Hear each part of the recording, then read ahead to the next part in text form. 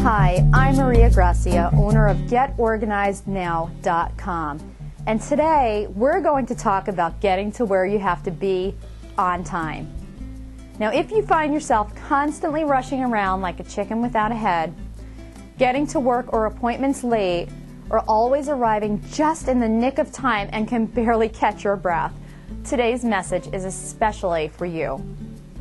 I have a simple 4-step system to ensure you always get to where you have to be on time or even a few minutes early. First, add up your minutes. Now, you have to do a little bit of math here, but we're not talking algebra or anything like that, so don't get scared. You just need to figure out all the things you have to do before you have to be wherever, and how many minutes those things are going to take. So, let's say you have to be in work at 9 o'clock in the morning. Say you have to do your morning routine, whatever that includes, shower, grooming, breakfast, etc. Perhaps you have to walk the dog before you leave. Maybe you need to warm up your car. And maybe it takes you 30 minutes or so to get to work. So if you add that up, your morning routine is, we'll say, 45 minutes.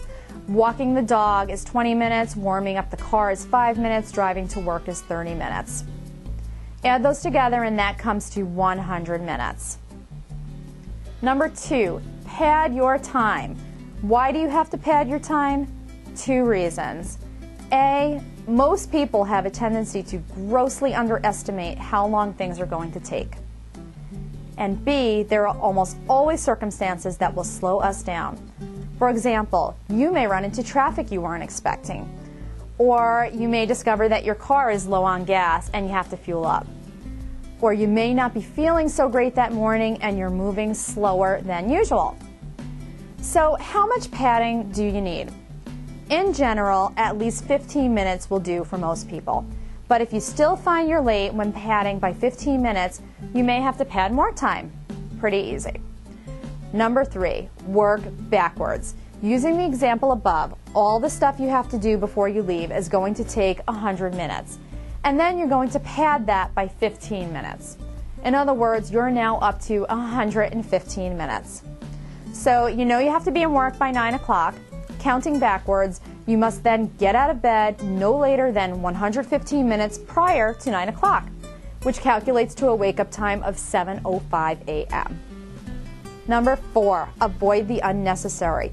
If you do anything other than the things you listed, like you decide to fold some clothes or the phone rings and you decide to answer it, you will be late.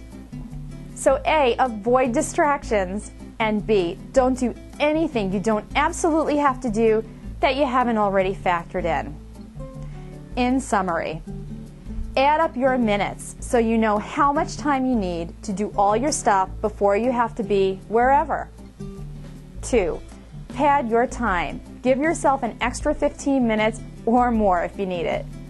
3, work backwards. Determine what time you have to wake up or what time you have to start doing your list of things you need to do before your arrival. And number 4, avoid the unnecessary.